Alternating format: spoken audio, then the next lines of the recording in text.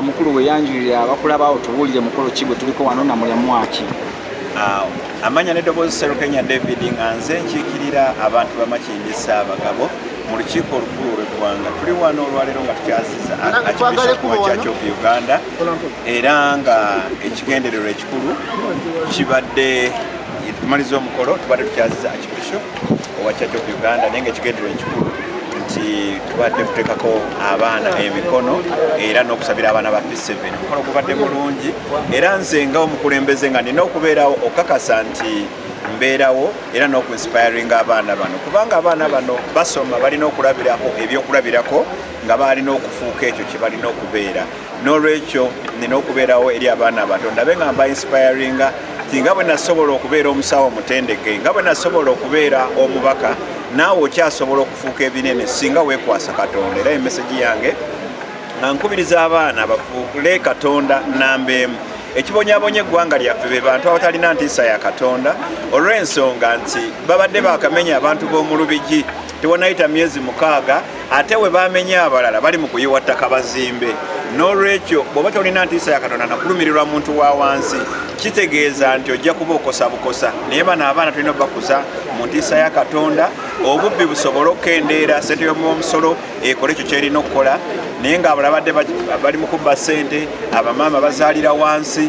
Ati njagala nnyo okubeera ku mikolo nga gino okuinspiringa abaana mbateekemu entiisa ya Katonda n'okubeera ekyokulabirako okulaba nga tukuza eggwanga eritya Katonda kuba moto yaffe egamba ku lwa Katonda n'ensi yange.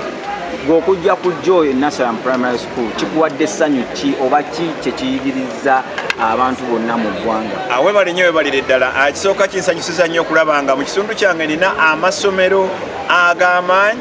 Essomero nga lino ne liwonya abazadde okuteekanga abaana mu mmotoka. Abantu bali balowooza nti ebirungi biri Kampala. Omuzadde waba agenda okukola n'akeera n'omwana ssaawa 11 n'amutwala ku masomero agali mu kibuga Kampala Parents Gani. Naye bwe mba nina amasomero amalungi nga gano mu kitundu kyange kizizaamu amaanyi. N'ekyokubiri nti essomero erisobola okuteekamu omwana entiisa ya Katonda. Nti abaana bangi baba tutte mu masomero ne bakwatira mu library zaabwe obutabo obuseegu. Naye bw'ofuna essomero eritya Katonda n'olwekyo n'oteekawo omwana ogwo mukisa munene nnyo.